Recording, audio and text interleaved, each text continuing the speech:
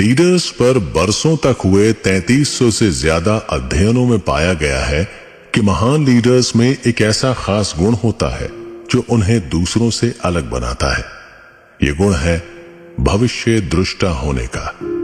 Leaders के पास भविष्य दृष्टि, विजन होती है, गैर लीडर्स के पास नहीं होती। मैं पहले ही कह चुका हूं कि मानव इतिहास में सबसे महत्वपूर्ण खोज यह है कि आप वही बन जाते हैं जिसके बारे में आप ज्यादातर वक्त सोचते हैं। सवाल यह है कि ये लीडर्स ज्यादातर किस चीज के बारे में सोचते हैं? जवाब है, लीडर्स भविष्य के बारे में सोचते हैं। वे इस बारे में सोचते हैं कि वे कहां जा रहे हैं और वहां पहुंचने के लिए वो क्या कर सकते हैं। दूसरी ओर जो लोग लीडर नहीं होते, वे वर्तमान पल की खुशियों और समस्याओं के बारे में सोचते हैं। वे अतीत के बारे में सोचते हैं और चिंता करते रहते हैं। वे उस पर ध्यान केंद्रित करते हैं जो हो चुका है और जिसे बदला नहीं जा सकता। भविष्य के बारे में सोचें। हम लीडरशिप के इस गुण को भविष्य दिशाबद्धता कहते हैं। लीडर्स भविष्य के बारे में सोचते हैं। वे इस बारे में सोचते हैं कि वे क्या हासिल करना चाहते हैं और किस मंजिल तक पहुंचना चाहते हैं। लीडर्स इस बारे में सोचते हैं कि वो जो चाहते हैं उसे हासिल करने के लिए क्या किया जा सकता है। अच्छी खबर यह है कि अपने भविष्य के बारे में सोचना शुरू करने पर आप भी लीडर की तरह सोचने लगेंगे और बहुत जल्द आपको भी वैसे ही परिणाम मिलने लगेंगे जैसे लीडर्स को मिलते हैं। हार्वर्ड के डॉक्टर एडवर्ड बेनफील्ड ने 50 साल से ज्यादा समय तक शोध करने के बाद ये निष्कर्ष दिया कि दीर्घकालीन दृष्टिकोण जीवन में आर्थिक और व्यक्तिगत सफलता को तय करने वाला सबसे महत्वपूर्ण तत्व था। बेनफील्ड ने दीर्घकालीन दृष्टिकोण को इस तरह परिभाषित किया: वर्तमान में निर्णय लेते वक्त कई साल आगे तक सोचने की योग्यता। ये बेहद महत्वपूर्ण खोज है। जरा सोचें, आप भविष्य के बारे में जितना आगे तक सोचकर निर्णय लेते हैं, आपके निर्णय उतने ही बेहतर होते हैं और आपके सपनों के साकार होने की संभावना भी उतनी ही ज्यादा बढ़ जाती है।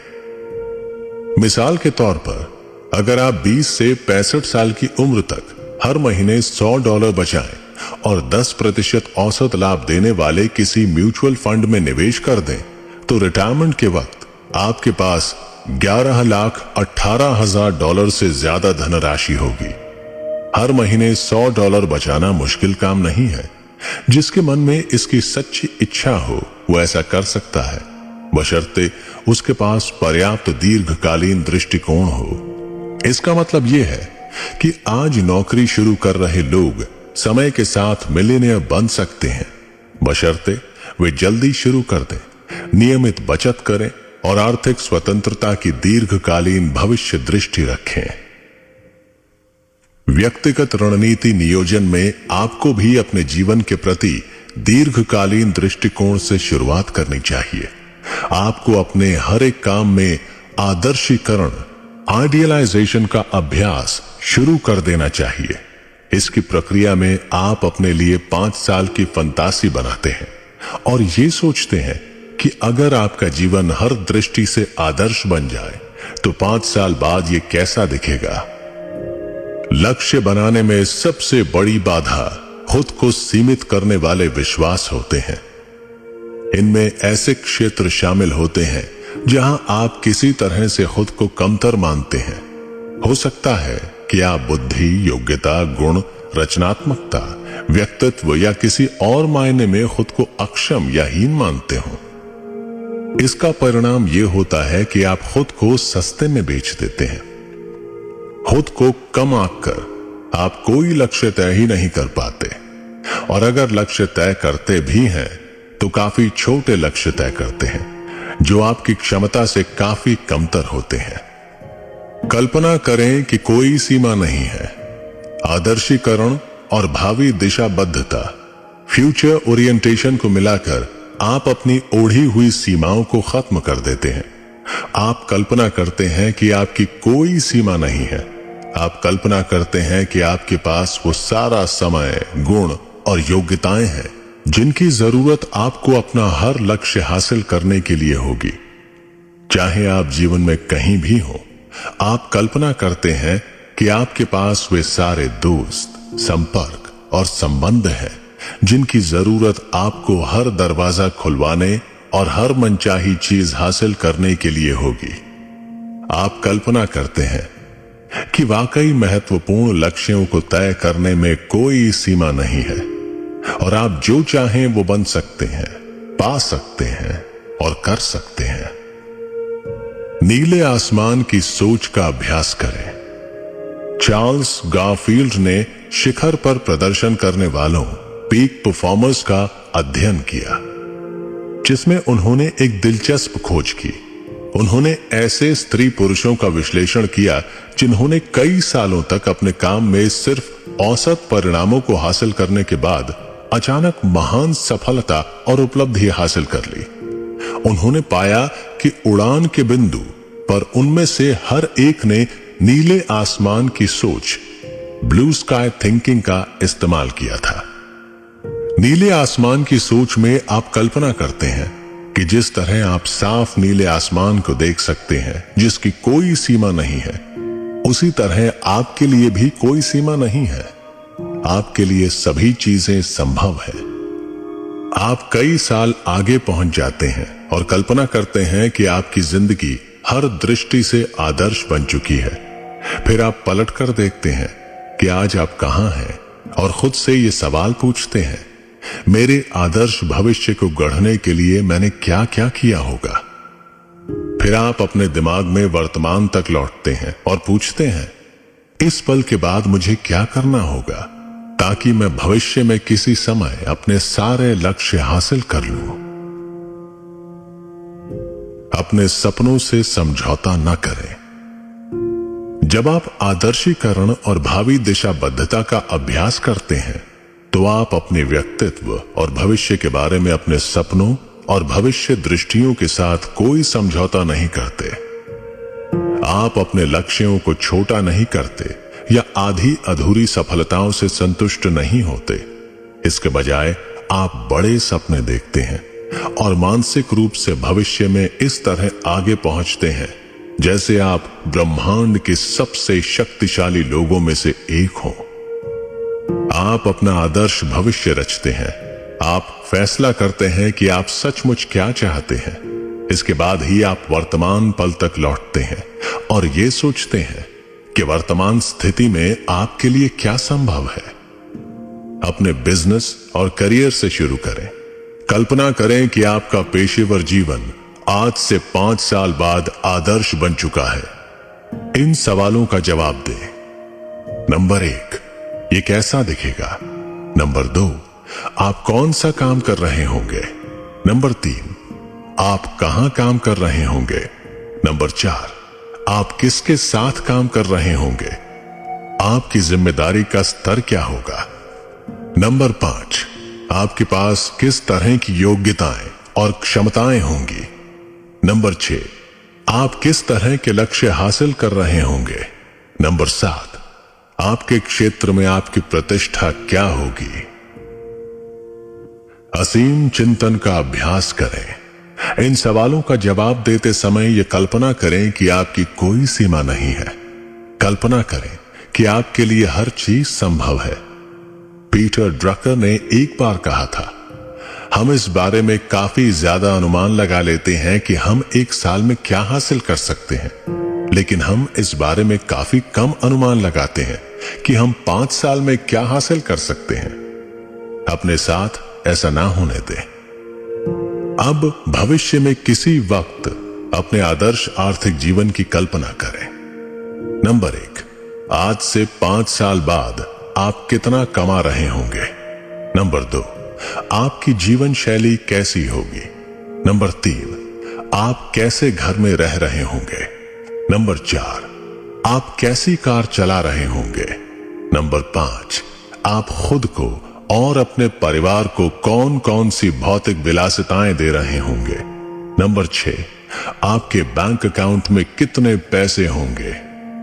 नंबर 7, आप हर महीने, हर साल कितने पैसे बचा रहे होंगे और निवेश कर रहे होंगे। नंबर 8, रिटायरमेंट के वक्त आपकी नेट वर्थ कितनी होगी। कल्पना करें कि आपके पास जादुई स्लेट है। आप उस पर जो चाहें लिख सकते हैं। आप अतीत की हर घटना को मिटा सकते हैं और भविष्य की मनचाही तस्वीर बना सकते हैं। आप किसी भी वक्त स्लेट साफ करके दोबारा शुरू कर सकते हैं। आपकी कोई सीमा नहीं है। अपने आदर्श पारिवारिक जीवन की कल्पना करें। अपने पारिवारिक और वर्तमान संबंधों पर गौर करते हुए 5 साल बाद की कल्पना करें। नंबर 1, अगर आपका पारिवारिक जीवन आज से 5 साल बाद आदर्श बन जाए तो ये कैसा दिखेगा।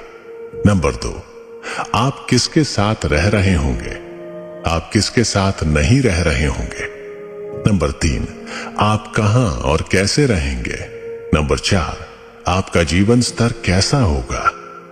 नंबर 5, अगर हर चीज हर तरह से आदर्श बन जाए तो आज से 5 साल बाद आपके जीवन के सबसे महत्वपूर्ण लोगों के साथ आपके संबंध कैसे होंगे।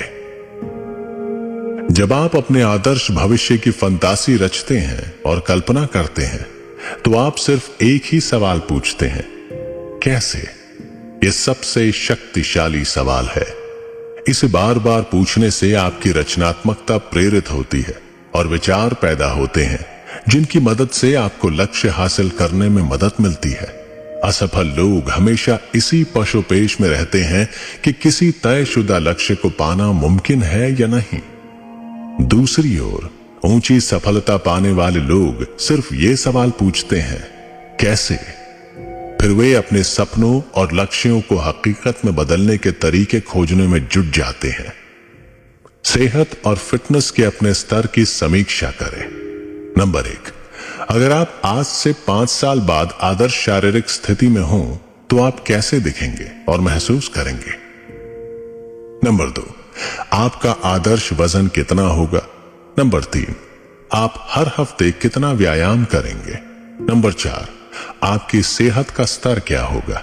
नंबर 5, भविष्य में किसी वक्त बेहतरीन शारीरिक सेहत का आनंद लेने के लिए आप आज डाइट, व्यायाम, दिनचर्या और सेहत की अपनी कौन सी आदतें बदलेंगे। फिर आप ये कल्पना करते हैं कि आप महत्वपूर्ण और प्रभावी व्यक्ति हैं, अपने समुदाय के सक्रिय खिलाड़ी हैं।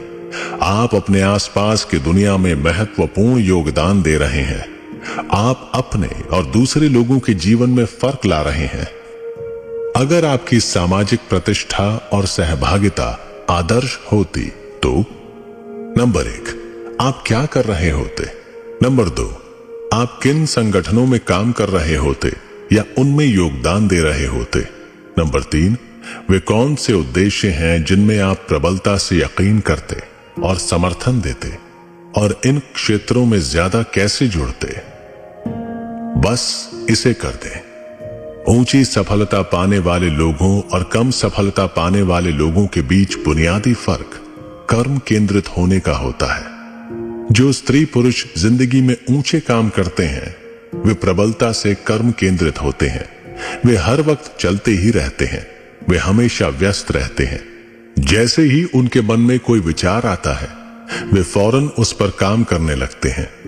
दूसरी ओर कम सफल या असफल लोगों के इरादे तो हमेशा अच्छे होते हैं, लेकिन उनके पास आज काम ना करने का कोई ना कोई बहाना हमेशा मौजूद होता है।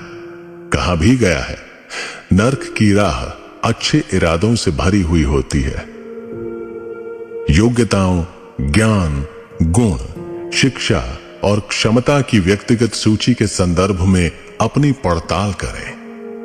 अगर आप तरक्की करते हुए अपने सर्वोच्च संभव स्तर पर पहुंच जाएं और इसकी तकरीबन कोई सीमा नहीं है तो इन सवालों का जवाब दें। नंबर 1, आज से 5 साल बाद आप कौन सा अतिरिक्त ज्ञान और योग्यताएं हासिल करेंगे। नंबर 2, किन क्षेत्रों में आपको हर काम में उत्कृष्ट माना जाएगा। नंबर 3, आप भविष्य में किसी वक्त अपने क्षेत्र में शिखर पर पहुंचना चाहते हैं। उसके लिए आवश्यक ज्ञान और योग्यताएं विकसित करने के लिए आप हर दिन क्या कर रहे होंगे? इन सवालों का जवाब देने के बाद आपको अगला सवाल यह पूछना है, कैसे? आप वे योग्यताएं और विशेषज्ञता कैसे हासिल करें जिनकी जरूरत आपको बरसों बाद अपने क्षेत्र में नेतृत्व करने के लिए होगी। अपना आदर्श कैलेंडर तैयार करें। अपनी आदर्श जीवन शैली की रूपरेखा बनाएं। 1 जनवरी से 31 दिसंबर तक का अपना आदर्श कैलेंडर तैयार करें। नंबर 1, आप वीकेंड्स और वेकेशन में क्या करना चाहेंगे? नंबर 2, आप हर हफ्ते, महीने और साल में कितनी छुट्टियां मनाना चाहेंगे और कितनी लंबी? नंबर 3, आप कहां कहां जाना चाहेंगे? नंबर 4, अगर कोई सीमा ना हो और आपका अपने समय पर पूरा अधिकार हो तो आप पूरे वर्ष क्या क्या करेंगे? प्रोवर्ब 29:18 में कहा गया है, जहां कोई सपना नहीं होता वहां लोग नष्ट हो जाते हैं। इसका मतलब यह है कि अगर आपके पास अपने भविष्य का कोई रोमांचक सपना नहीं है तो प्रेरणा और उत्साह के संदर्भ में आप मर जाएंगे। लेकिन इसका विपरीत भी सच है। रोमांचक सपना होने पर आप हर दिन लगातार प्रेरित होते हैं और अपने आदर्श सपने को हकीकत में बदलने के लिए आवश्यक सभी कदम उठाते हैं। खुशी की कुंजी। आप जान चुके हैं कि खुशी दरअसल सार्थक लक्ष्य की क्रमिक प्राप्ति है। जब आपके पास स्पष्ट रोमांचक लक्ष्य व आदर्श होते हैं तो आप अपने और अपने संसार के बारे में ज्यादा खुशी महसूस करेंगे। आप ज्यादा सकारात्मक और आशावादी होंगे। आप ज्यादा सुखी और जोशीले होंगे। आप आंतरिक रूप से प्रेरित होंगे कि आप सुबह उठते ही जुट जाएं, क्योंकि आपका हर काम आपको उस चीज की दिशा में ले जा रहा है जो आपके लिए महत्वपूर्ण है। ज्यादातर वक्त अपने आदर्श भविष्य के बारे में सोचने का प्रण करें। याद रखें, आपकी जिंदगी के सबसे अच्छे दिन भविष्य में आने वाले हैं। आपके सबसे सुखद पल अभी आने बाकी हैं। आपकी सर्वोच्च आमदनी आगे आने वाले महीनों और सालों में मिलेगी। भविष्य आपके अतीत की हर चीज से बेहतर होगा। कोई भी सीमा नहीं है। अपने दीर्घकालीन भविष्य के बारे में आप जितने ज्यादा स्पष्ट होंगे उतनी ही ज्यादा तेज गति से उन लोगों और परिस्थितियों को अपने जीवन में आकर्षित करेंगे जिनकी जरूरत आपको अपने सपने साकार करने के लिए होगी। अपने व्यक्तित्व और अपनी मनचाही वस्तुओं के बारे में आप जितने ज्यादा स्पष्ट होंगे, जिंदगी के हर क्षेत्र में उतना ही ज्यादा हासिल करेंगे, और वो भी बहुत तेजी से। अपने भविष्य का निर्माण करें। नंबर 1, कल्पना करें कि हर समस्या का समाधान है, हर सीमा से उबरने का उपाय है, और कहीं कोई सीमा नहीं है। कल्पना करें कि आप अपने लिए जो भी लक्ष्य तय करेंगे उसे पा सकते हैं। तब आप कौन से काम करेंगे? नंबर 2, भविष्य से वर्तमान तक की उल्टी सोच का अभ्यास करें। आज से 5 साल आगे पहुंच जाएं और पलटकर वर्तमान को देखें। किन कामों की वजह से आपका संसार आदर्श बना होगा? नंबर 3, कल्पना करें कि आपकी आर्थिक स्थिति हर दृष्टि से आदर्श हो। आप कितना कमाएंगे? आपकी नेटवर्थ कितनी होगी? इन लक्ष्यों को साकार करने के लिए आप आज से ही कौन से कदम उठा सकते हैं? नंबर 4, कल्पना करें कि आपका परिवार और पारिवारिक जीवन आदर्श है। यह कैसा दिखेगा?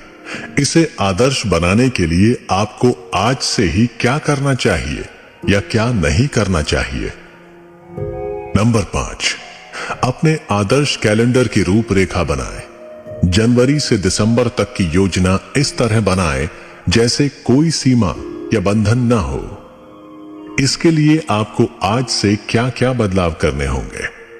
नंबर 6, कल्पना करें कि आपकी सेहत और फिटनेस का स्तर हर मायने में आदर्श है। आज से आप ऐसे कौन से काम कर सकते हैं जिनसे आपका सपना हकीकत में बदल जाए?